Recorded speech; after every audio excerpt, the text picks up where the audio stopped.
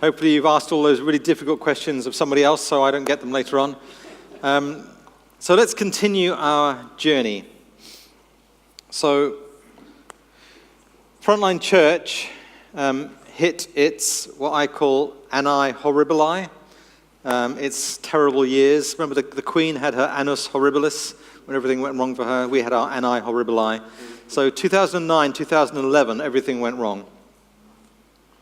We had a failed building project, we had a split in the leadership, and we had people burning out from the cell structure we were in.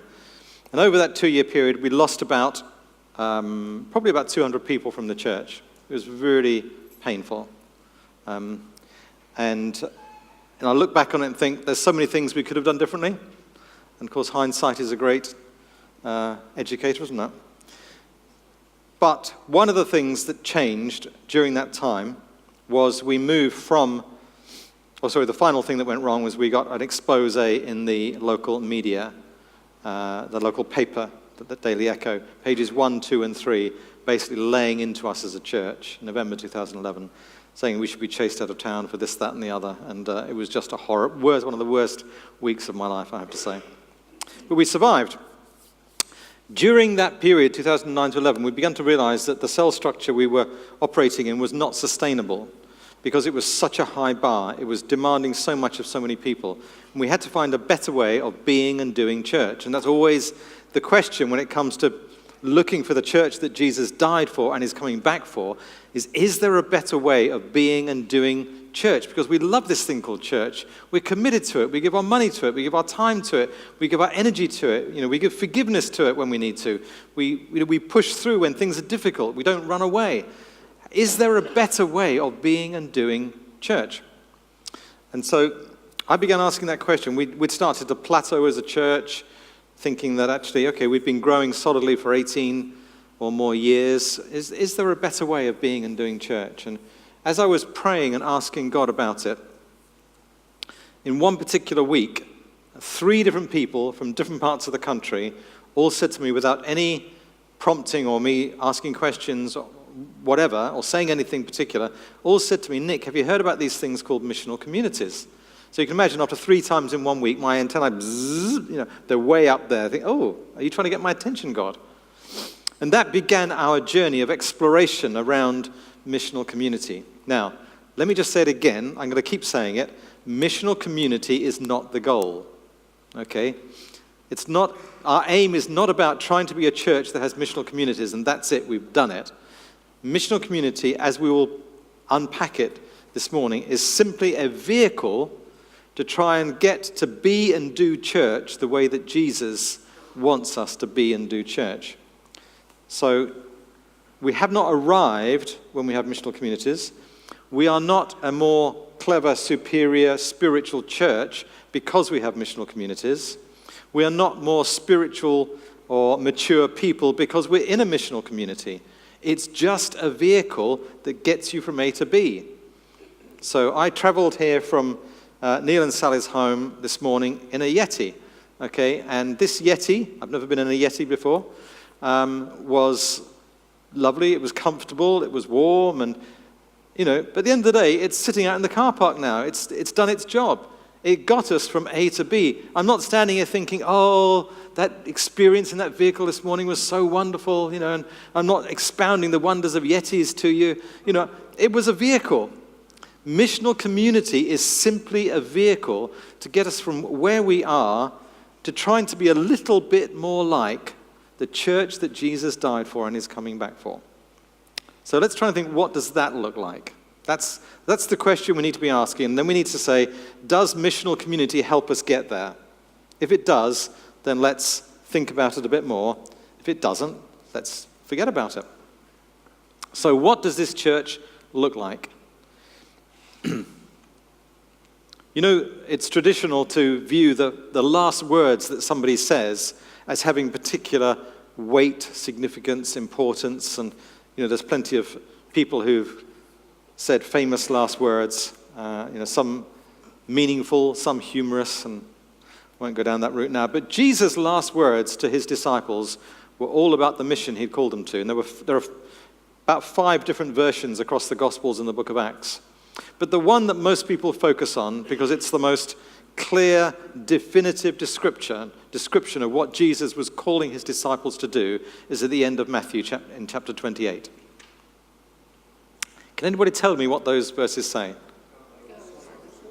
Go and make disciples of all nations, baptizing them in the name of the Father, Son, and Holy Spirit, teaching them to obey all that I've commanded you. For lo, I'm with you always, even to the end of the age. Wow, you've taught them well, Martin. This is amazing. Fantastic. So yes, it's the Great Commission. So, let's just think about the Great Commission for a moment.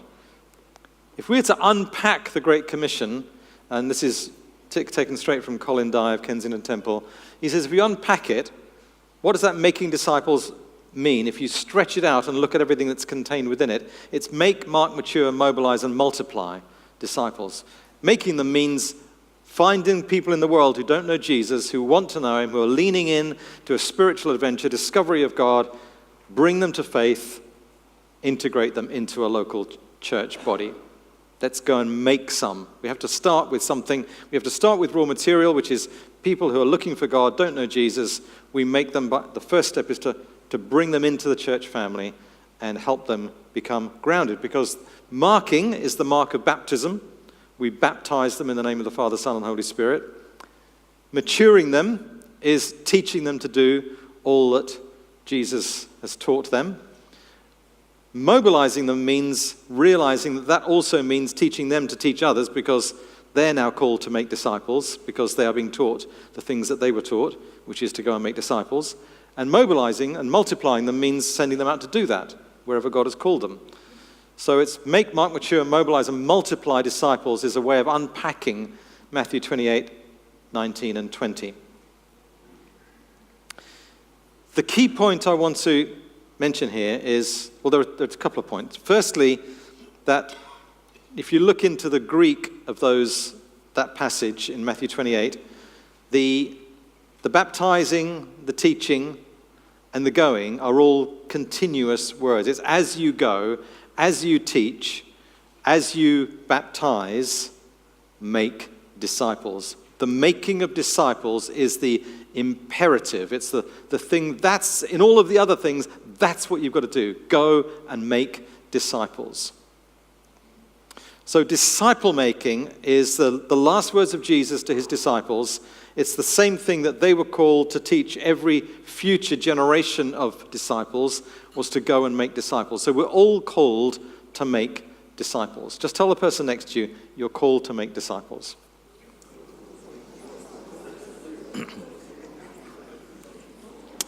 And because that involves bringing people... Do you have a question? Yeah.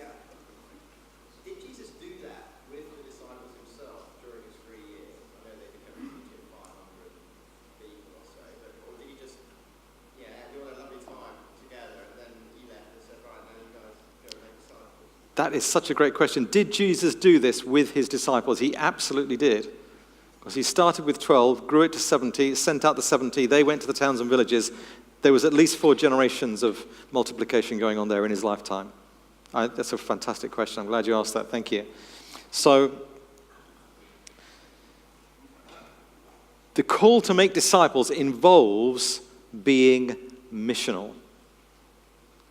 Traditionally in the church, discipleship is thought of as a maturity process, bringing people to maturity. People who are already Christians, helping them become more mature as Christians. That's typically what we think of when we hear the word discipleship. So I prefer to use the word disciple making, because it's actually what we're called to do. He didn't say go and do discipleship, did he?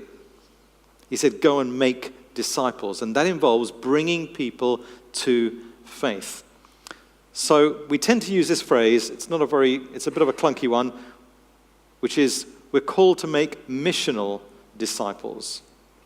In other words, disciples who are missionals. And I actually prefer the word missionary disciples. It's slightly more easy to understand. That as disciples, we're called to be missionary. We're sent out into our world, to where we live, work, where we play.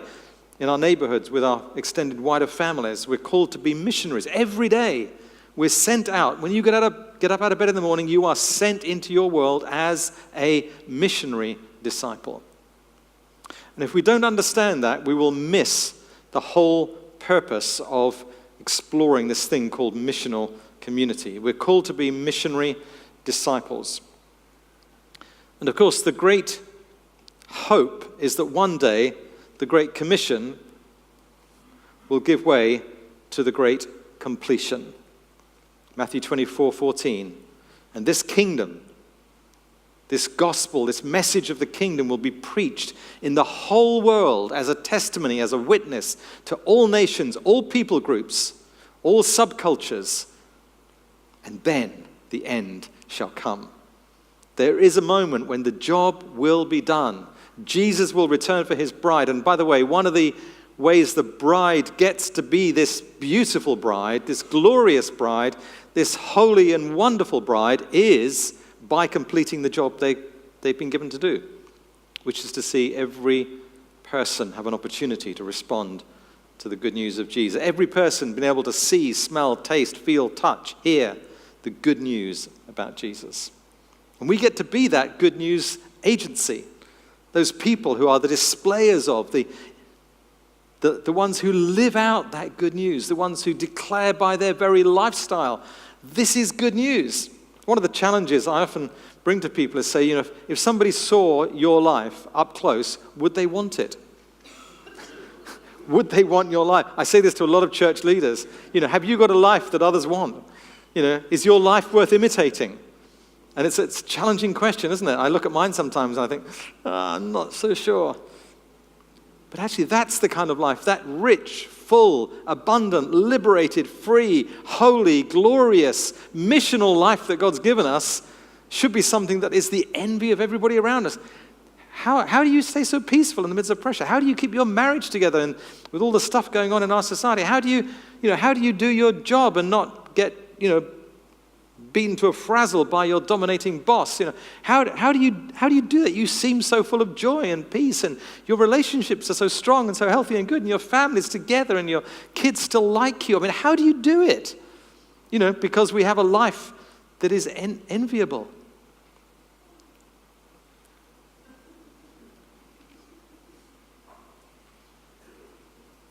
We want to have those kind of lives. And if we're not producing those kind of lives in the way we be and do church, maybe we're doing something wrong. So we want to be Great Commission Christians, missionary disciples, and we want to have this aspiration that one day the job will be done and the church of Jesus Christ will become the glorious bride, in part because it has completed the work God gave them to do. So one of the things we talk a lot about is the ways of Jesus. The ways of Jesus. If you've been around Christian circles long enough, you will be very familiar with people talk about the words of Jesus. We're very focused when we do our Bible study on the words of Jesus, or the works of Jesus, the amazing things that he did through his life and ministry, or even the wonders of Jesus, with his miracles and the supernatural things he did. But how often do we focus on the ways of Jesus? The way Jesus actually did things, and by extension, the way the disciples, the first disciples, actually did things. And by extension, the way the early church did things. And we see that through the Gospels. We see it through the book of Acts. We see it through the epistles written to the churches. The ways of Jesus. How did Jesus do things? And it may sound a bit counterintuitive or strange to think of looking back at the way Jesus did life with his disciples, but actually, that's probably the greatest and richest source of understanding, of insight, of information, of inspiration for how we could be and do church. How did Jesus do? Because Jesus and his disciples, they were church. That was church. A worshiping, witnessing community. For all of their mistakes, all of their failings and weaknesses, that was church, Jesus and his disciples. How did Jesus do church? So the ways of Jesus. Because there was something about the way that the early church lived that led to an explosive growth. For the first 300 years of church history, roughly, the church grew from 120 people in the upper room to 20 million people, half the Roman Empire. Rodney Stark, in his book on the rise of the New Testament church, speaks about this, and his research says probably half the Roman Empire, certainly by the time of Constantine, 312, would have owned the name of Jesus. Whether they were all living radical lives for Jesus is another matter. But half the Rome, from being a despised, persecuted, beaten down, crushed community of believers with this new faith, with a hostility from the Jews, a hostility from the Romans, persecution year in, year out, grew from 120 people in the upper room to 20 million people. It was an exponential growth. How many people would love our churches to see that exponential growth? Whew! It would be awesome, wouldn't it? Well, bear in mind, it started slowly, and it grew more rapidly as time went on. How did they do life? How did they do life? Let's look at Acts chapter 2. For those who are worried that I haven't opened my Bible yet, we're now looking at some scripture. Acts chapter 2, verses 42 to 47. So we've said that last words are important. Anybody heard of the law of first mention? So anytime something is first mentioned in the Bible, it's usually laden with significance. There are often key principles and paradigms in there that we do well to take note of. And so when we see this first description of the early church in Acts chapter 2, let's take note of it. Let's think about it. We're asking the question, what were the ways of Jesus? How did they and the early church do life? Verse 42, they were continually devoting themselves to the apostles' teaching, to fellowship, breaking of bread, and to prayer. Everyone kept feeling a sense of awe, and many wonders and signs were taking place through the apostles. And all those who had believed were together and had all things in common. They began selling their property and possessions. They were sharing them with all as anyone might have need. And day by day, continuing with one mind in the temple, a large gathered space, and breaking bread from house to house, from oikos to oikos is the Greek word there. They were taking their meals together with gladness and sincerity of heart. Gladness doesn't do that translation justice. It's the Greek word agaliasis. It means extreme joy. It's only used 3 or 4 other times in the New Testament, and they're always used in extraordinary circumstances. This sharing of meals around the table was meant to be a source of the greatest joy imaginable, extreme joy, unfettered joy as they met together round the table, sharing food together, sharing life together. Taking their meals together with extreme joy and sincerity of heart, praising God and having favor with all the people. And the Lord was adding to their number day by day those who were being saved. Now, okay, it's relatively easy if you want to write off this passage of Scripture and say, well, that was then and this is now. Okay, it's not the same set of circumstances. It was Mediterranean culture. It was, first century Jewish background. It was persecution was all around them. They didn't have church buildings to meet in.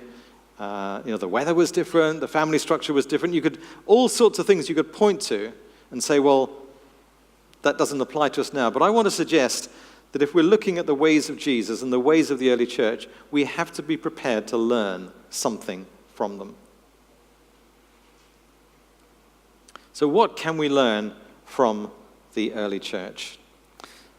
If you've read anything about missional communities, you'll be familiar with the idea of up, in, and out. Anybody come across up, in, and out? Okay. So up, in, and out simply describes the 3 dimensions of church life. Up being our relationship with God, our love for God, our devotion to Him, our worship, our prayers, our breaking bread and communion, and also around growing as disciples, followers of Jesus, this upward dimension. The second dimension is the in dimension. It's how we share life together, how we love each other, in and out of each other's homes, taking meals together. And the out dimension, not surprisingly, is how we live this life together, but out in the world. How do we engage with those who don't know Jesus? How do we live this out in the workplace or in the neighborhood?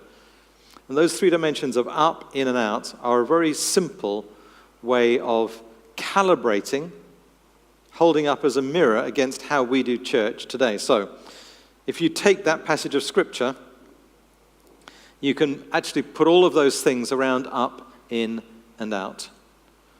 You find different aspects of what they did reflect the upward dimension of devotion to God, prayer, praising God, moments of communion. The in dimension, also the sharing of meals together, the sharing of resources and belongings, enjoying their time with each other so that nobody had need. And out, wonders and signs, favor with the people, the Lord adding daily. So you can see these three dimensions operating in the life of the early church. And we could summarize that as it was a community that was authentic. They had passionate spirituality and missionary zeal. And so this simple template of up, in, and out helps us to think about how we're doing church at every level. How does my life reflect up, in, and out? How does my household, my family reflect up, in, and out? How does my life group reflect up, in, and out? How does our church reflect up, in, and out? So just before I go on, I want you to take a moment, just with one another, just to ask yourselves the question, how do we reflect? Maybe think about personal lives, household, and life groups. Think about how do we reflect up, in, and out, because that's all stuff that you'll be personally involved in. So just take a couple of minutes. How do we reflect up, in, and out in our lives? Okay, just draw your conversations to a close.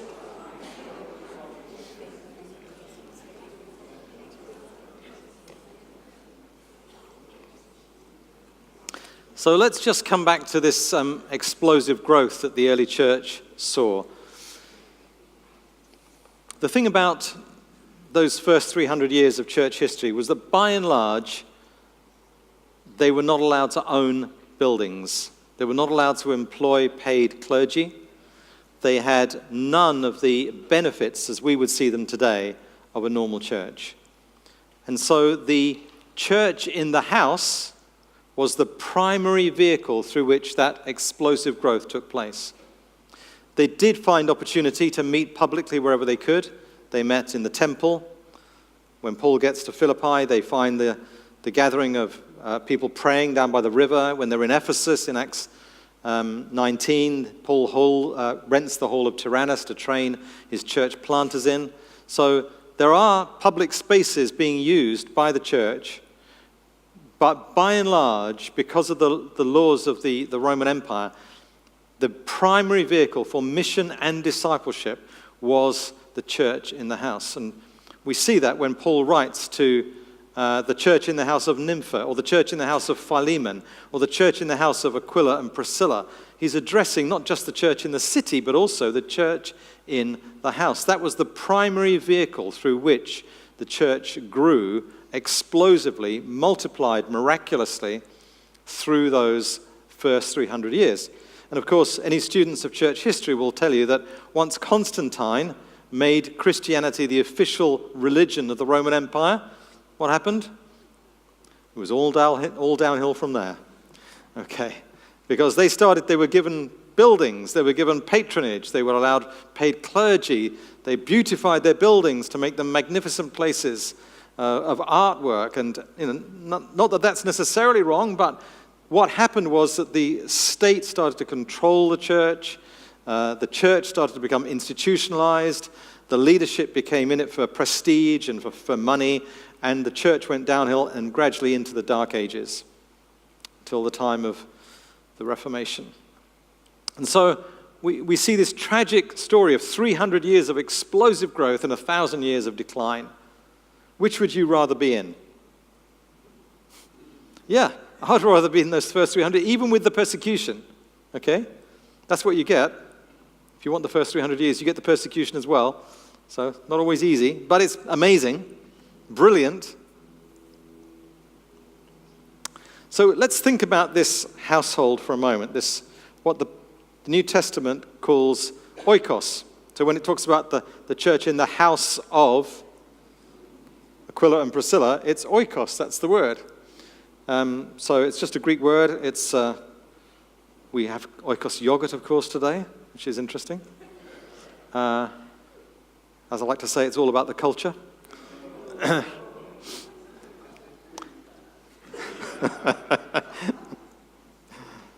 Listen, I'm a granddad. I'm allowed to make bad jokes.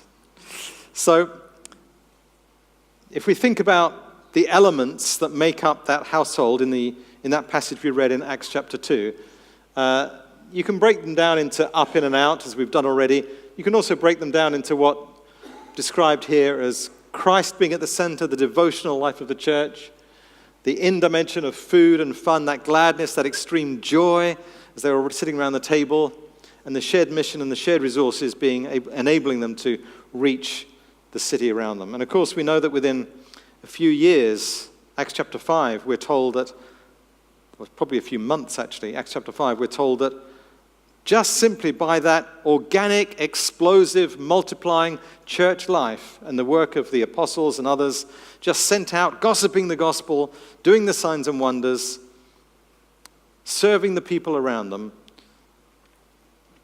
Acts chapter 5, the disciples were blamed. They said, "You have filled Jerusalem with his teaching." I think that means everybody. Everybody knew about Jesus in Jerusalem. I love it when we get to Acts chapter 19, verse 10. Through the work of Paul and training the church planters and sending them out to all of Asia Minor, and those churches that we read about in Revelation, probably all planted in that 2-year period where Paul was training his church planters in the hall of Tyrannus in Ephesus, sending them out to bring the gospel to Asia, what was known as Asia. Acts chapter 19, verse 10 says, "And because of this, all of Asia heard the word of the Lord." Amazing. Because of this explosive life of the church. And when Paul, at the end of his life in Romans, is writing to the Roman church, and he says, from Jerusalem and as far about and as far as Illyricum, modern-day Albania, I have fully preached the gospel of Christ.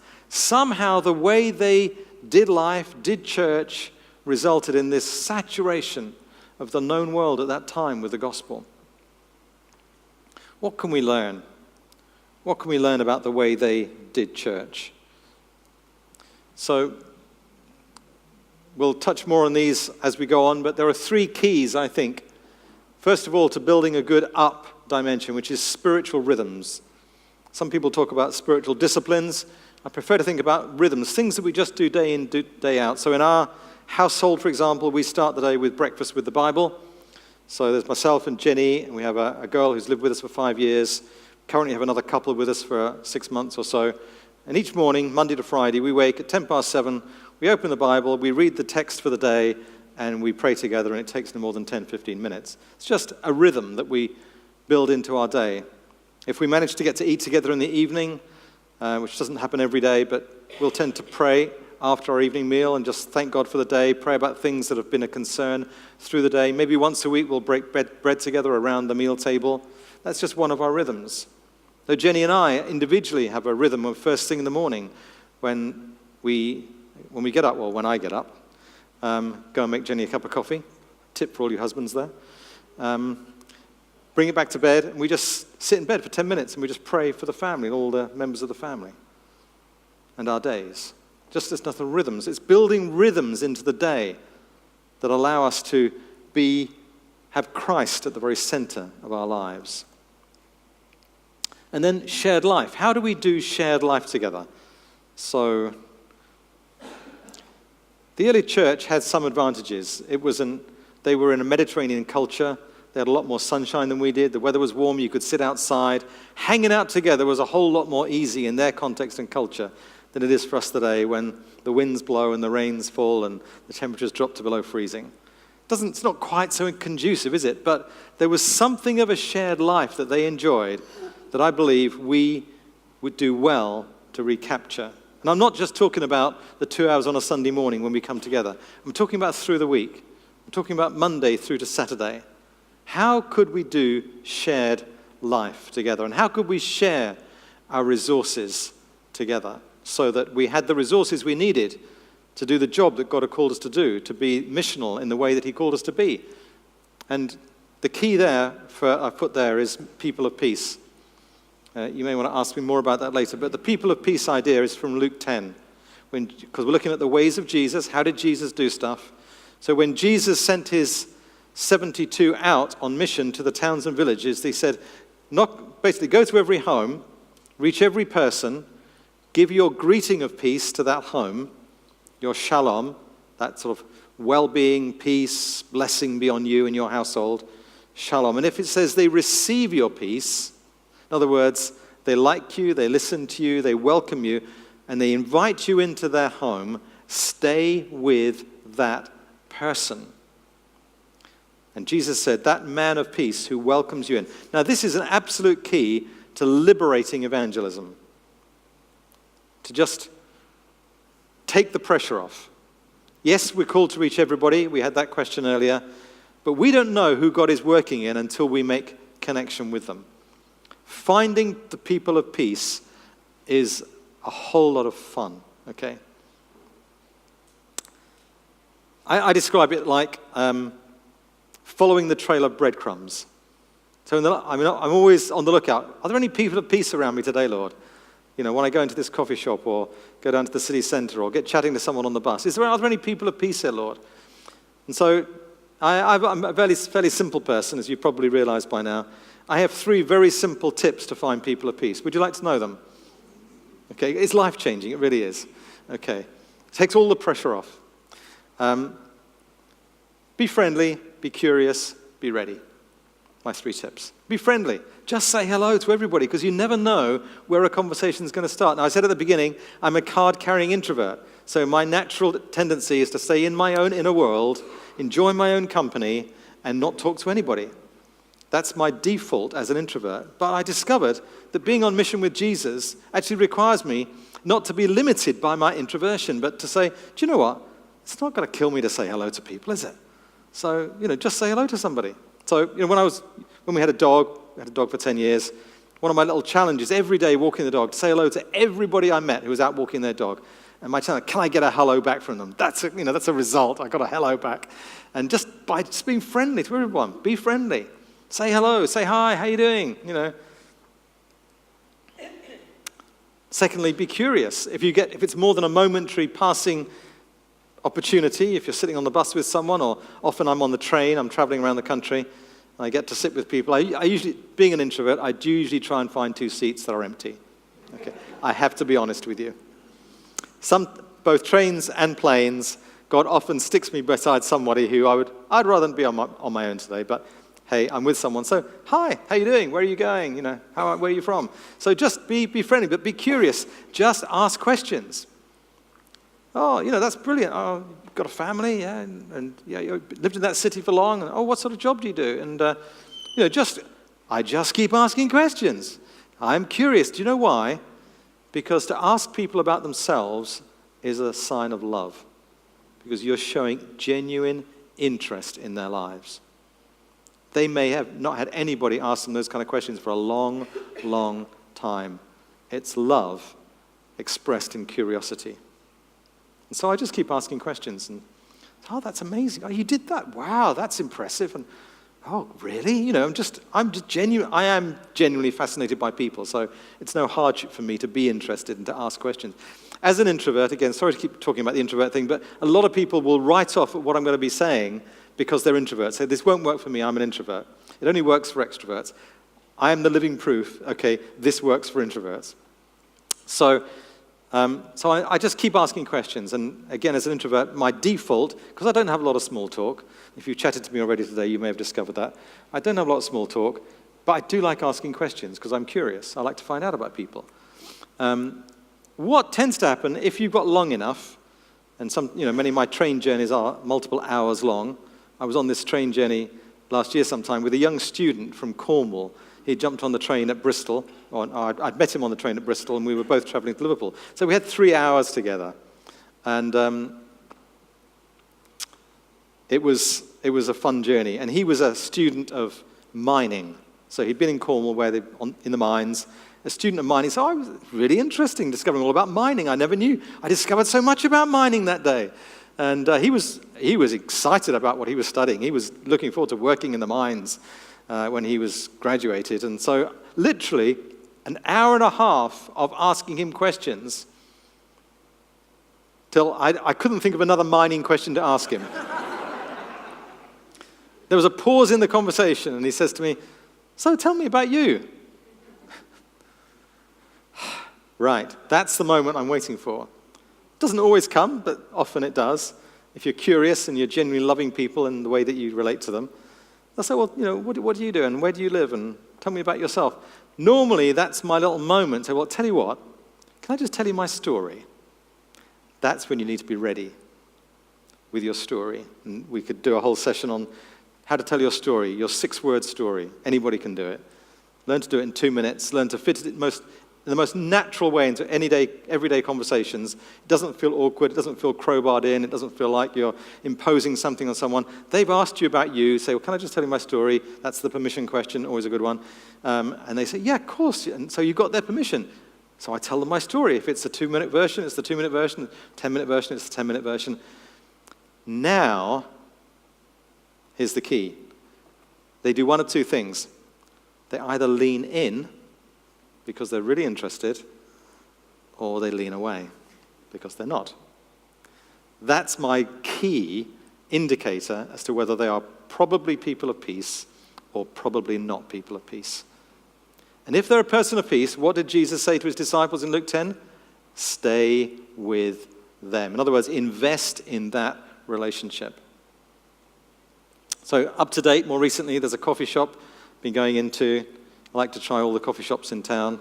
Again, it's my natural introvert time. I've said to the Frontline Church, by the way, if you see me in a coffee shop, please don't disturb me. I do not want to talk to anybody. I'm having some introvert time. However, for people who I've never met before, the rules are different. So I'll always say hello to people in the coffee shop. Went into this Costa Coffee. It's one I hadn't been into very much. Got chatting to the girl behind the counter, lovely girl from Greece. And she was interested, so she quickly said, "Where do you work?" I said, "Oh, I work at Frontline Church, just down the road there." She said, "Oh," she said, "do you know Chris?" So, well, there's probably quite a few Chris's in Frontline Church. So I suddenly thought, Chris, on staff, okay. Chris Kent, okay, right. Do you mean Chris Kent? He said, "Yes, that's who I mean." So I said, and then a little penny dropped. I said, "Tell me, did he pray for you?" Because that's what Chris does. "Yes, he did," she said. "Yes, he did pray for me. I just scalded my hand with boiling water," and she showed me the scars on her hand. This was a couple of weeks ago. And I was terrible pain. He prayed for me, and the pain went. And he said, and he prayed a blessing on my life. And he prayed God's blessing, and that week I got a promotion in work. She's now the manageress. And I got a flat where I've been trying to get accommodation for ages, just over the road from where I work. She said, "It's amazing," she said. And so the conversation went on. She's so clearly a person of peace. And I've discovered now 3 people of peace in that coffee shop. A Lithuanian girl and a guy born of Libyan parents. And Chris has been back in there recently and found another person of peace, another young man. Because they're all leaning in. They're all asking these questions. And I'll just give you the end of the story because it's quite a nice story. It's not the end, it's the beginning really. But I've been saying to Chris, Chris, I think we ought to do something in that Costa Coffee. Because he's in one community, I'm in another missional community, but we're starting to do some things together as 2 missional communities. So wouldn't it be great if as 2 missional communities, we started something in that Costa Coffee? And Chris said, "Yeah, I'm not sure. I think the Greek girl's just been moved on to another branch, and yeah." So Chris goes back in. This is literally right up to date. He came into my office yesterday to tell me this. He goes back in a couple of days ago. Might even have been yesterday. And there's a new guy in there called Adam. And so he does the whole thing, talking to Adam, be curious. And literally within minutes, Adam is kind of, really friendly, really warm, really interested. And so Chris goes and sits down, and as he sits down, God drops into his little head the idea that one of these 2 people behind the counter may have a problem with anxiety. And so Chris goes back a little while later for his second cup of coffee. And he says, oh, by the way, do either of you have a problem with anxiety? And this new guy, yeah, that's me. So, oh, come over and talk to me. So in a break, Adam comes over, chats with Chris, and Chris gets to pray with him. And he starts to minister the love of God to him. And Adam is just wide open. He's, oh, that was amazing. I kind of felt that. That's incredible. And this is the key point. This is where the story ends for now. Because we've been agonizing about, do we start something in that Costa Coffee? Adam says to Chris, he says, do you know what? You ought to start a group in this coffee shop. Not just a person of peace, but a place of peace. Okay, so do you see the adventure of it, the fun of it? It's not difficult. It's just being friendly, be curious, and be ready with your story, because that's a simple way. It's not the only way, but it's a simple way of finding out who is leaning in to know Jesus. And I could tell you dozens of stories like that. And it just takes all the pressure off, and it makes every day an adventure. That was a bit of a detour, by the way. So people of peace, it's one of the keys to finding that place of mission in our communities. So, let's get back to the script. Just a reminder, missional communities are not the destination. They are the vehicle for helping us get there. Thank you. I think it might be helpful, please, if you have a 2-minute version of the story. Okay. Would you like that? Okay. So, who'd like to pretend they're my unsuspecting star of the show? And just, ask me a question.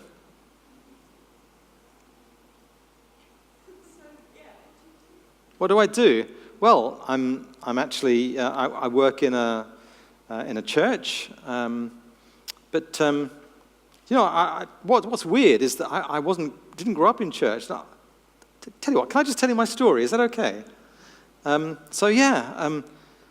grew up with parents who didn't go to church, didn't do anything Christian at all, and then at the age of 8, I was lying in bed one night. I had this weird thought, pray to come top of the class. And so I did. I prayed to come top of the class as an 8-year-old, and I couldn't believe it. That week, never happened before, never happened afterwards, I came top of the class. And I figured out, maybe God's trying to get my attention here. But I didn't understand things about Christianity, and it wasn't until I was 12 years old that somebody took me on a summer camp, and I didn't realize this was a Christian camp. And I actually got to hear about Jesus. And I heard that he'd actually, you've heard about Jesus dying on a cross, I'm sure, but I heard that he died for me so that I could be forgiven and get a new start in life. Even as a 12-year-old, I knew that I was pretty selfish and I could do with some forgiveness. And then I heard about the fact he rose from the dead, he was alive today. Somebody's timing me. And I thought, wow, that's amazing. And I just said, yeah, I want that. And so I prayed a simple prayer. I asked this Jesus into my life. And but I tell you, do you know what? It was when I was 15 that it really came home to me, because I was on a beach with my sister in Dorset, and we dug this massive big hole, 6 foot deep. My dad took a photograph. The sides collapsed. We're completely buried under sand, totally buried. And I go unconscious after a while because there's no air to breathe. But here's the thing. In that moment, before I went unconscious, I experienced the most incredible peace. I should have been panicking. I should have been terrified. I should have been, screaming inwardly. But I wasn't. I just felt at peace. And as I thought about that afterwards, I said, how did that happen? And the only explanation I can give is that what I'd done as a 12-year-old was absolutely real. Jesus was actually with me in that situation, and I didn't have to be afraid. But it wasn't actually until I was 19, and I left home and I went away to college and started to discover just how amazing God was as he answered prayer. I saw him do things supernaturally, and he helped me create a marriage that has lasted 44 years, and through the years he's done so many wonderful things for me that I could never deny him or walk away from him now. He is the best thing I've ever found in my life. How did I do? Probably longer than 2 minutes, I suspect, but that's my 2-minute story anyway. And that's enough to find out whether somebody is leaning in or not. So, I get everyone to do that. Practice your story. And if you can summarize your story in 6 words, just key things, words, 6 words. So my 6 words are buried alive, because I'd often start with a buried alive story, answered prayer, which is the 8-year-old, and on fire, which is my 19-year-old experience of God. Those 3 phrases, I just hang my story around them. I can tell them in things in different orders, but 6 words, like the classic 6-word story in the New Testament is, I was blind, now I see. There's a blind beggar. Hang your, whether it's 6 individual words, 3 couples of words, or just use 6 words to help hang your story on, and then just practice telling it. Really simple. Be curious, be friendly, be curious, and be ready. So, let's talk about missional communities, shall we? I think that's what we came here for. So what is a missional community? It's a way of trying to live out this shared life on mission with Christ at the center. Extended families on mission.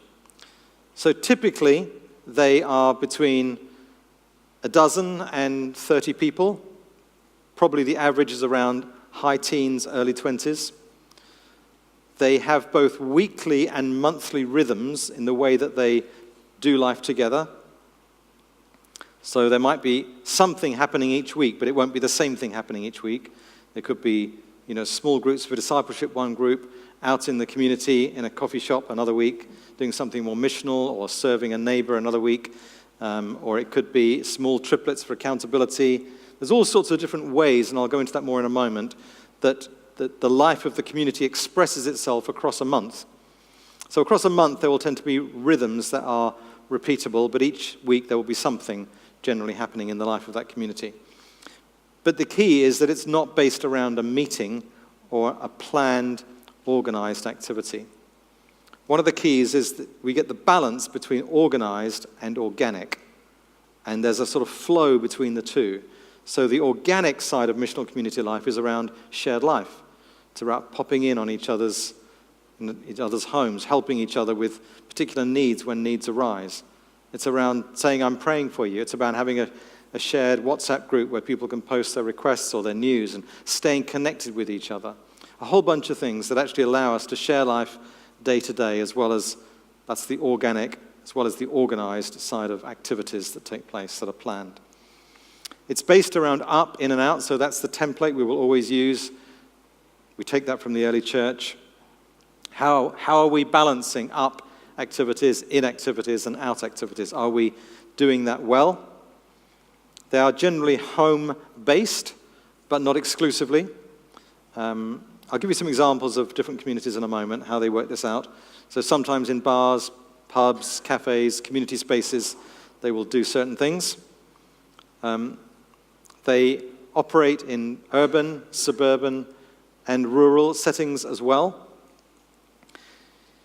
And they tend to occupy 3 different spaces. Now, bear with me for a moment. Back in 1963, Edward T. Hall, middle name Twitchell, which I love, Edward Twitchell Hall, described something he defined as proxemics, which was the distances that people were physically separated by when they were in certain kinds of relationships. 2003, someone called Joseph Myers, a Christian, looks into this research and discovers that actually this study of proxemics lends itself to understand 4 kinds of spaces that people generally want to occupy. So he defined them as intimate space, personal space, social space, and public space.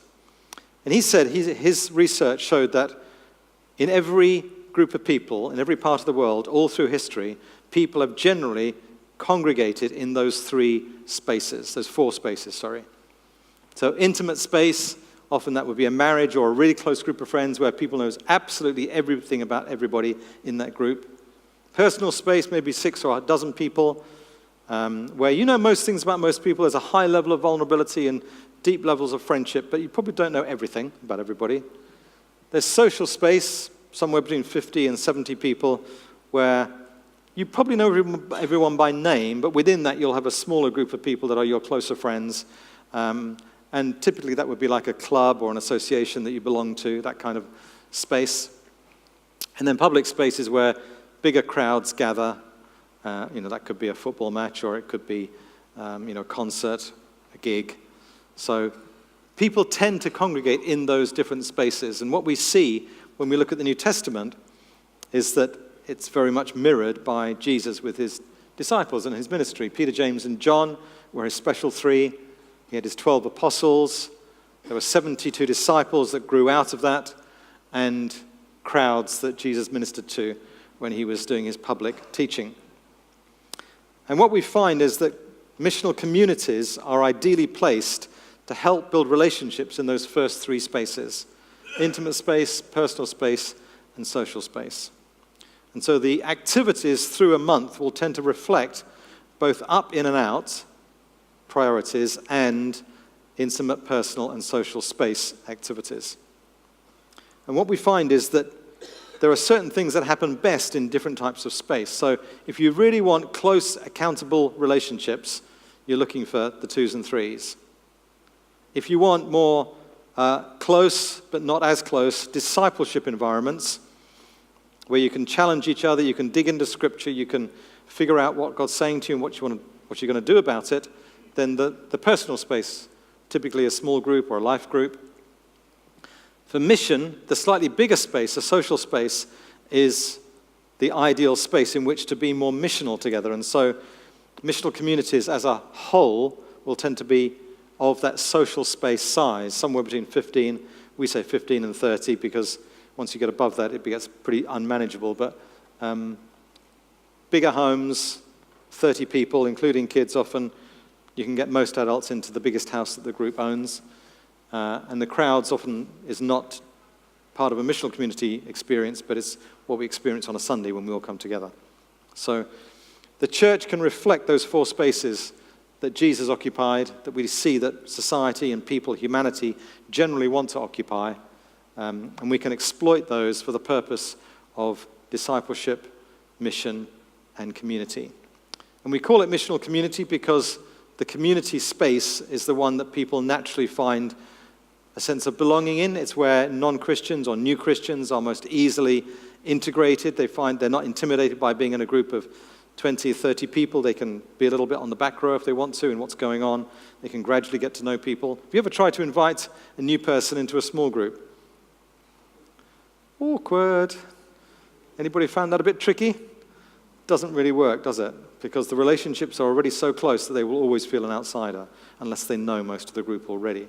In a missional community-sized group, it's much easier for that to happen. So our community, tomorrow, I'm going to be missing it unfortunately, they're using a local cafe. We're working with another community to kind of create more of that social space. So between us, we're about 50 people in the two communities. We're using a cafe. We're putting on some music, some story, some film clips, and some discussion round tables. It's an easy place to invite people into because there's coffee and waffles. There's a fun environment. It's like a party atmosphere. It is spiritual. There is stuff to talk about, but it's not when no one's preaching at anyone. No one's trying to force the four spiritual laws down someone's throat. No one's making you feel bad for not wearing the right gear in church. It's a space that anyone can be in. And that we talk about that missional community size space as being small enough to care, but big enough to dare. So the missional piece often happens best in that larger size groups. Let me give you just a few examples, and then we'll take some more questions. So Jesus and his disciples occupied those four spaces. The community that Jenny, my wife, and I lead, which actually is the best thing I do. I mean, I love doing what I'm doing today. I love being with new people and, having these kind of discussions. But actually the thing I most love is my own missional community. It's called Eat, Love, Pray, because that's what we do. Sort of a twist on the film title, Eat, Pray, Love, Eat, Love, Pray. And, we hang out together. We eat together most weeks. We pray together. Pray for ourselves, we pray for our non-Christian friends, and we do stuff together. So we will generally have a weekly meal where we share stories, where we pray for one another, and within that we'll often break into smaller groups within the same house to a couple of different rooms where we'll dig into Scripture, and we'll try and answer the 2 discipleship questions. We may come back to this later.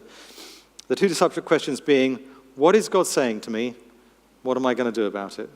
So the first question is, what is God saying to me? Can we say that together? What is God saying to me? The second question is, what am I going to do about it? Can we say that together? What am I going to do about it? Forgive me for being facetious, but those 2 questions revolutionize discipleship. And if we will place ourselves in contexts where we can hold each other accountable for doing the things he tells us to do, we will grow as Christians in our faith exponentially. So we create those smaller discipleship groups within the bigger context of missional community. We'll pray together. We'll pray for our neighborhood because we have a focus on our missional focus is our neighborhood, but it's also the network of people that we connected to through work and through the different places we hang out, finding those people of peace. We'll pray every week for our people of peace. It's part of our rhythm. Monthly, we'll do this cafe outreach that we're doing at the moment. In the past, that's looked like fixing up a neighbor's garden when they were overwhelmed and overrun in their garden. It's looked like doing litter picking in the local park along with the local park association. It's just finding ways of serving and blessing the neighborhood. This current cafe we're in now, called Papa's, again, wonderful person of peace story. The woman who runs it, called Dina, just welcomed us in. She said, that would be amazing. I'd love to do something for this community. She knows we're Christians. She knows it's all about Christian faith, but she's welcomed us in. As far as we know, she's not a Christian. But we've done all sorts of different things missionally, as well as praying for each other's network of connections. We also tend to have rhythms through the year, so the summer term tends to be a time for new connections when we're more out and about, the weather's better. The barbecues, the walks, the park stuff. The autumn term, we generally run an alpha course in our home, or we'll run something evangelistic that we can invite those people of peace who are seriously leaning in, that we've been building relationship with over the last year or so. We'll say, come into Christianity Explored, come into an Alpha course, come into a Story of God, come into Journey's videos. We just say, we think, you've been asking us lots of questions, and we're just wondering, are you interested enough to come and join us in this particular thing we're doing? Because we think you might really enjoy it. And so they get to hang out with our missional community. They get to do the journey of faith stuff, and some of them will come to faith during that process. And in the spring term, we tend to think of it as a time of consolidation. So connections, conversions, consolidation through the 3 terms. It's all mixed up in reality, but those are the kind of dominant emphases of those 3 terms as we go through a year. So that's our community. As I say, our missional focus is our neighborhood, Victoria Park. Another community is Outrageous Love. They will do outreach stuff monthly in the local park. They'll do Easter egg hunts. They'll do treasure hunts. They'll do stuff for the kids quite a lot of young kids in their communities. So they'll invite other families to come and join them in the park for this particular fun activity. Once a month, they do a coffee shop so they can get all of the adults and kids in together, which is primarily an in thing, but anyone who's in the coffee shop can listen in, hang out, be a part of it if they want to. And they'll do crafts and fun activities with the kids. They'll do a simple gospel lesson for everybody there. It's nothing very complicated or very fancy. Anyone with an eye for kids' work could do something like that in a Costa. Costa Coffee are very, very welcoming. If you've never asked, most Costa Coffees will welcome you to do stuff with them. I think they have it as a policy.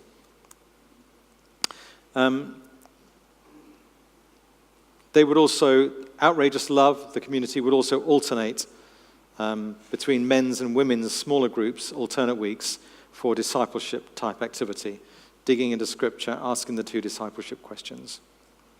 Picton Road is another community that they would do fortnightly meals for everybody, which has an element of discipleship activity. Each month, once a month, they would do stuff in their own households, in their own streets. So Josh and Charlie, one of the couples, they're in a little cul-de-sac. For years I've been saying to Josh and Charlie, you really need to get to know your neighbors. You really need to make some strong connections with them. And finally, the penny dropped. And once a month, they invite all their neighbors. There's about, 50 or so neighbors in their little cul-de-sac. And they're regularly getting about 20 people from their neighborhood who are not church people coming into their home for a meal and fun and chat. And in that context, they're able to talk about their story and share Jesus with them in a most natural way. Matthew 25 is another community that started off doing weekly outreach into a hostel. So a homeless hostel, they would go and prepare food and play games with the guys there. And then alternating with that, they would do small group Bible study type stuff. Studio was another community. It doesn't it's closed down now, but it's one of my favorites. Actually, missional communities generally have a lifespan. They don't tend to last forever. The more geographical they are, the longer they last. The more dispersed they are, the more frequently they shift. So there's a room for change. But they had theirs was called Studio, and it was full of creative people, arty people. And they started off running, their outreach element was trying to reach other creative people. So they would, once a month, they would have a creative writing evening. And they'd invite all their friends to join them for a creative writing evening. I went along to one of those in the early days and wrote the first bit of poetry I'd ever written in about 40 years, probably. It was a lot of fun. Everyone was just enjoying themselves. And at the end, one of the guys who was leading it stood up and said, as you know, we were part of a local church. Welcome to join us in our community. We'll be here next month. Please come and join us again. So really simple ways of connecting with unchurched people. That interestingly developed into an outreach into a comedy club, which was a little bit more risky. So they said they just had this idea. Let's all go. It was quite a small comedy club. Let's go and see what it's like. And they went the first week. They went, oh no, we can't possibly come again. The language was so bad. The humor was so terrible. But they just had this kind of thing. We just need to keep going. And so they kept going back. And after a while, as relationships grew, the guy who ran it, the guy who owned the club, got to know them and got to trust them, actually. And he first of all suggested to the wife, who was quite funny, she said, do you fancy trying some stand-up? And so she'd never done stand-up in her life before. She started to do stand-up, and she still does it now today. And she's actually very good as a stand-up comedian. She'd never have had that opportunity. And as they kept coming, what they discovered was they started to shift the culture of that club to a much more wholesome type of humor, because A, they wouldn't laugh at the bad humor jokes. B, when they got a chance to stand up, they'd bring good humor jokes. Clean humor. And after a while, the owner got to trust them so much, said, look, I'm not going to be around next week. Would you mind running the club for me next week? So they actually got to run the comedy club for the guy who owned it. That's the level of influence they were having. Social Networks, another community that focuses on reaching other families simply by doing normal family stuff. So once a month, they will say, well, we're going to the park, or we're going to the beach, or we're going to a soft play area. And they just invite their other friends with young families into those times, into those spaces, building relationship. And off the back of that, they will also run men's and women's discipleship times in smaller groups on other weeks. So really, what I'm trying to say to you is every community is different. They all focus around up, in and out activities. They all try and use the three different spaces effectively for discipleship and mission and community. It's very liberating. It's very non-rule bound. Anyone who has a good idea for a community usually gets to have a go at one. We just say, well, look, two things. Can you help us understand how it's going to work for up, in, and out? That's one criteria.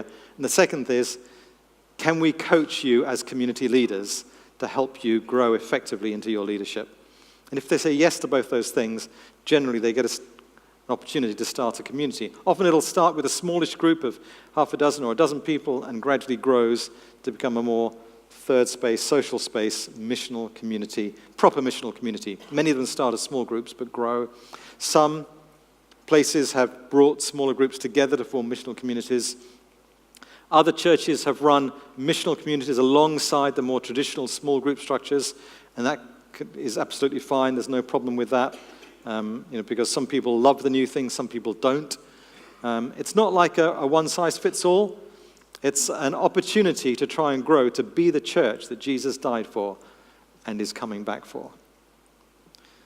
So the other thing that each group has to start with the aim of growing and multiplying. Now, somebody was talking about the multiplying, or in cell terminology, the dividing of cell groups.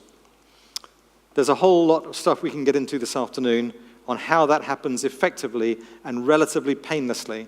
But because of the size of a missional community, by the time it gets ready to multiply up to about 30 people, it's relatively easy for a smaller group within that to go off and pioneer a new missional community without it killing the old group that remained behind. And so there's lots of creative ways of multiplying without killing the group. So we say, up, in and out, willing to be coached. Are you going to start with the intention of growing and multiplying? Because that's the DNA we're trying to embed in all of our missional communities. Because ultimately, we want to be the church that Jesus died for and is coming back for. We want to get the Great Commission completed. We want to see every man, woman, and child in our town, village, city, region, neighborhood get to feel, hear, see, touch, and see the gospel in action. And we think the only way we can do that is by filling our streets with households, with communities that are living out this life of family on mission together. That's a really quick overview of missional communities. I hope it's enough of a flavor for you to get a sort of sense of it. But I'll just take the last 10 minutes for any questions, because I appreciate some of you have got some major questions, and I'll gladly take any. Can we have the microphone going around? A couple here.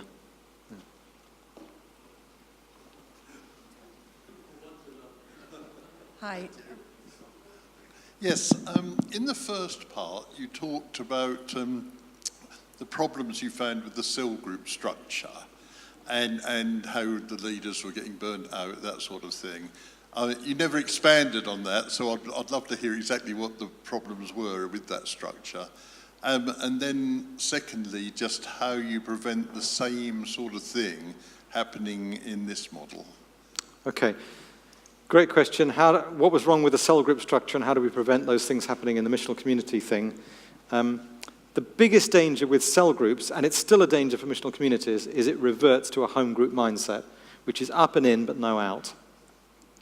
So one of the things that we'll always do with missional communities is to say, you need to come together not just on the basis of friendship or long-standing relationship, not even just on the basis of geography, but you need to come together around a shared missional vision. So everybody in that group buys into, yes, we're here to reach this neighborhood, this estate, this group of people, this part of town, this age group, this people with young families, whether it's demography or geography, there's a shared missional focus. That tends to keep it going, growing, multiplying, and healthy. But there is always this, what Lawrence Singlehurst, who's the master of the cell thing, calls swerve to rot, which is to default to a smaller group with an inward focus and a home group mindset. And the other problems with cell groups is firstly that they would tend to do that by virtue of size. It was very difficult to invite other non-Christians into them, and it was very painful when they divided because they felt that they had strong relationships, they just didn't want to separate. So everything was working against them growing and multiplying in terms of the human psychology and emotional, connections that people have with each other. It's not ever totally eliminated with missional communities, but I think you can see by virtue of the size, by virtue of the missional focus, those things are less likely to happen. So the burnout bit, I believe, Okay. is dealt with. So the burnout was actually something different.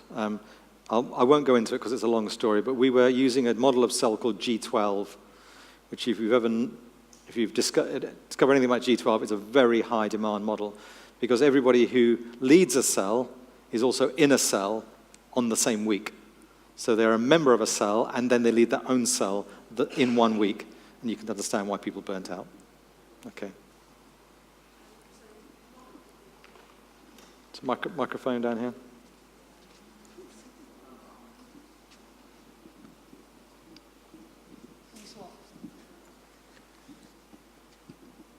Hi, I'm just wondering, do you meet together all of your missional communities at all? And if you do, what sort of things do you meet together for? Do you ever have activities, like a more traditional church might have activities that they put on as the church, or is everything through your scattered communities? No, not at all. We still meet on a Sunday as the whole church.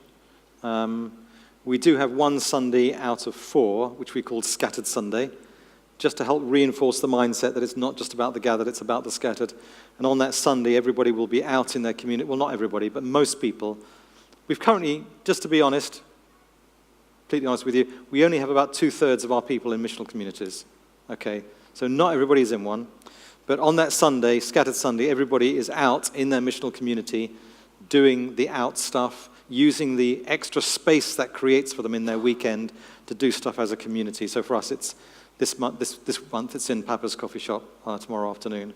So they will do that on a Sunday.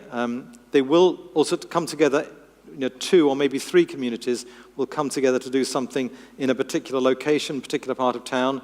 Usually that's in semi-social / public space like a coffee shop, which is more open to the public. It's more friendly to non-Christians, and it's much more chaotic and party-like than it is Solomon service-like. But that tends to happen on the monthly cycle as well. So here I know we do lots of things like with the marriage course and for the senior community and things like that. Would you still do things like that or a monthly prayer meeting for the whole of the church? Or are those things the things that get then put into? So do we still do the centralized ministries and other activities?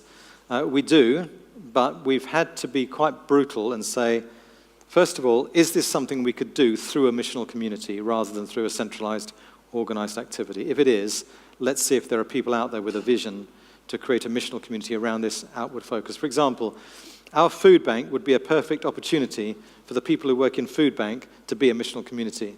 They haven't bought into that idea, so that's not happening. Whereas the healing rooms ministry, which is a weekly thing, people coming for prayer for healing, often are lots of non-Christians coming into that, they've said, yes, they do want to be a missional community, and that healing room ministry aspect is their out focus, but they operate as a community as well. But generally speaking, we've tried to, with that needle picture, we've tried to push the needle away from the centralized and say if there's any way this can be organized without centralized organization, we will do so, and some things we don't do. So, for example, we don't do a centralized prayer meeting. We just say we want prayer to happen in missional communities. We'll pray in a Sunday service sometimes, but we don't often do communion in a missional in a centralized Sunday service, although we do sometimes. We'll do it mainly of breaking bread around the tables in homes. So whatever we can do through missional communities, whatever we can do in a non-centralized way, to avoid this pull back to the center, this pull back to the gathered and organized, we will try and do that. And what I say to a lot of churches is just figure out what percentage of your budget, your manpower, your use of buildings is focused on centralized, gathered, Sunday-based activities. And that's often quite a shocking revelation. And say, okay, what would happen if you just push the needle back that way a bit? What would that look like? What could that change?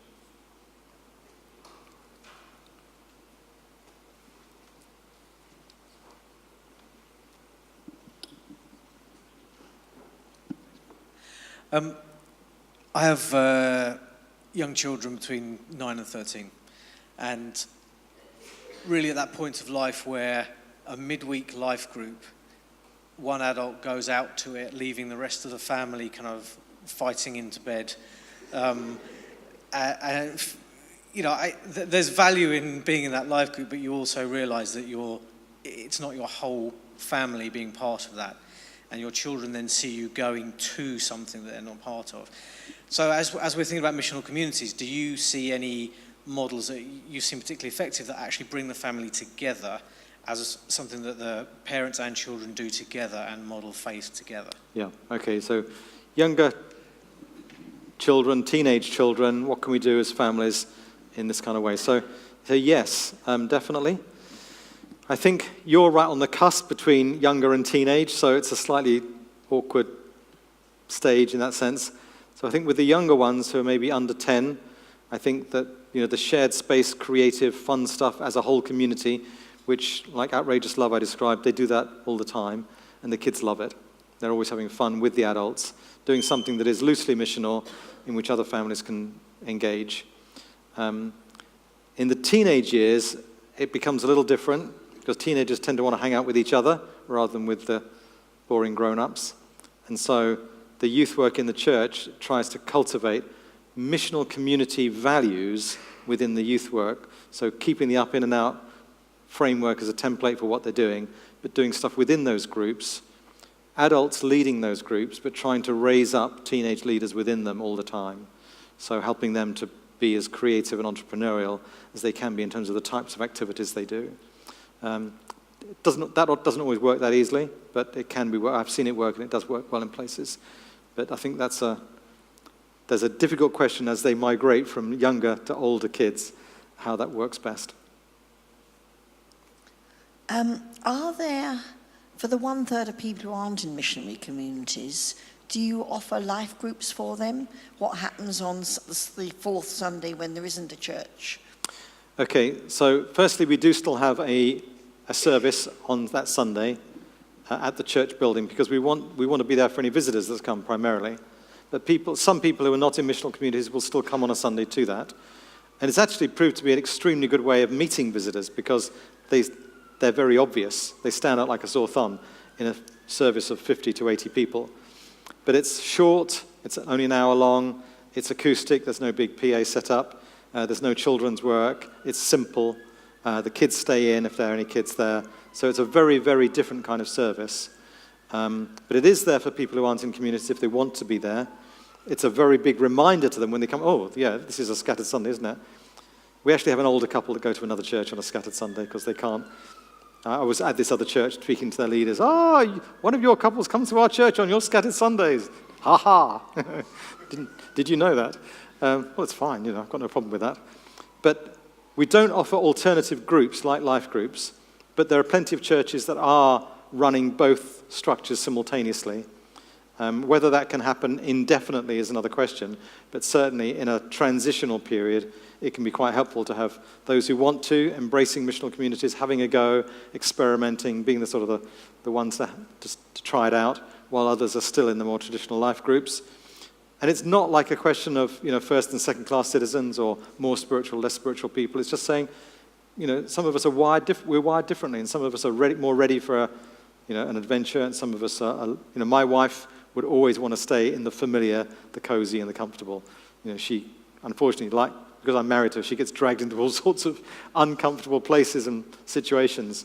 But we want to make room for people who want to stay in something that's more traditional. We don't want to, kill them in the process. We don't want to make them feel inferior or bad or less. So many churches will, at least for a season, run both structures simultaneously to give more time for people to say, oh, that's what it looks like. Oh, that doesn't look so bad. Oh, I could do that, And life groups, home groups, small groups, often then after a few years will say, actually, we think we'd like to have a go at what they're doing over there. And that works quite naturally without it being forced.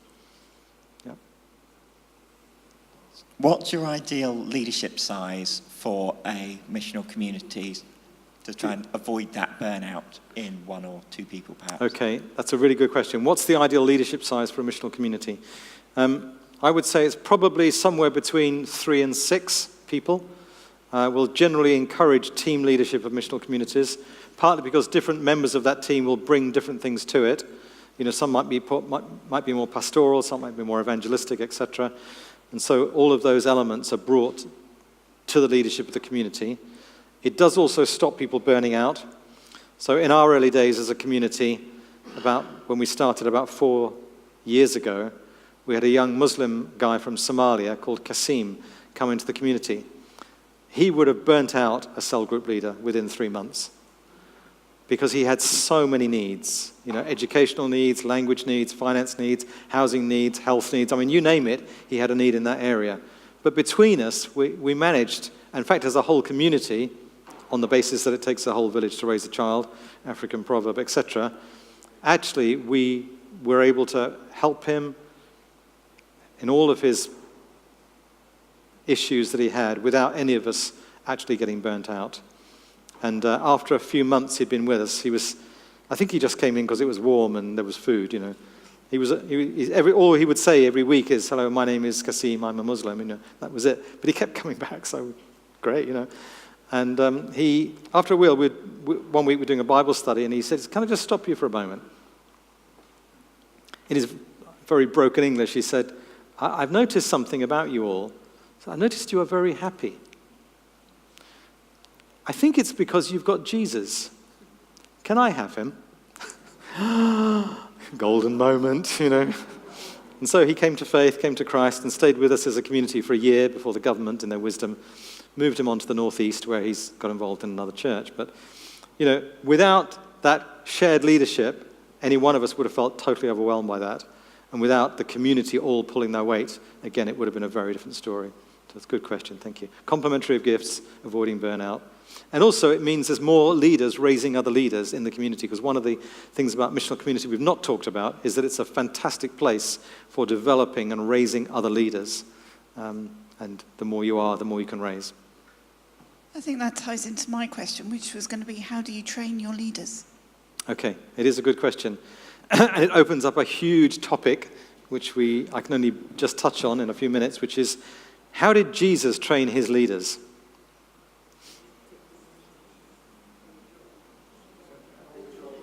On the job, thank you, on the job. Our traditional approach to leader training is put them in a program, a course, read a book, go to a seminar, attend a conference, tick the box, you've done the leadership training. Thank God, you know, theological training is finally catching up with us and having, like St. Mellitus, where, you know, a lot of your training as an Anglican ordinand is on the job. So missional community is a great place for on-the-job leader training. And we talk about training by imitation. So when we talk about training, we talk about information, yes, Jesus taught. We talk about imitation, Jesus modeled. And we talk about innovation, Jesus released people to have a go. And those three things, information, imitation, and innovation, provide the backbone of our approach to training, but it's always on the job. And there's, you know, in a missional community of, you know, 20, 30, or multiple missional communities, groups working together, people, there's always things you can deploy people into to help them grow in their leadership. Good question, thank you. I'm conscious of time, so does this need to be the last question? Okay. You talked a lot about sharing one's life together and and so on, and offering hospitality. That seems to me that you need to be a lot younger. And so what happens to those of us who are really getting on and not able to, or people who are infirm and no longer drive? How do you cope with all those people? That is a great question. Anybody know what that is? It's my bus pass, okay? I consider myself in that older generation. And I will hit 65 this year. I think it's a mindset. I think often we can be afraid of opening our home because people will reject us, won't want us, we'll be boring, we won't be interesting. I would still struggle with that sometimes. We generally are best able to connect with people who are within a 20-year age range of us, and so they're the people we're most likely to connect easily with. Honestly, I think the fears that you have about not being able to, or people not wanting to connect with you, will be misfounded. I would just say, have a go. Try opening your home. I mean, Jenny and I, again, forgive me, card-carrying introvert moment again, have always had people live with us. For 43 of our 44 years of marriage, we've had probably over 100 people live with us over those years, on a long-term basis. And I love it. I'm addicted to community. I'm addicted to shared life because it's so rich, it's so full. And I appreciate that most people can't do that because they don't have space to do that. But we can live a shared life of orbiting in and out of one another's homes and lives and activities in a way where hospitality makes way for friendship, and friendship makes way for fellowship, and fellowship makes way for shared life in a way that is rich and rewarding. And I think often it's fear that stops us. Sometimes it's privacy. It's not wanting to be, maybe we feel our homes aren't up to it. I mean, my wife loves cooking, so that's a big help, okay? I can't cook to save my life, but I keep saying, Jenny, just don't do cordon bleu, just do jacket potatoes, because other people need to see anyone can do this, okay? It's not rocket science, it's not cordon bleu cooking. But just being friendly and opening our homes is a massive start to recovering the church that Jesus died for and is coming back for, that's described in Acts 2, which I believe will enrich all of our lives and create a context for mission which is second to none. Can I just say something on behalf of all the older people here? Please do. I just want to say that all their life, they've Hang on a sec. you were one of Go on. Paul and Brian were one of the first people that asked me and Neil round, and also that Brian saw something in me and asked me to go on something called Good News Down the Street. I'll never forget that. And I just want to say here to all the older people here who have opened their home all their life. And thank you so much on behalf of the younger but still aging people.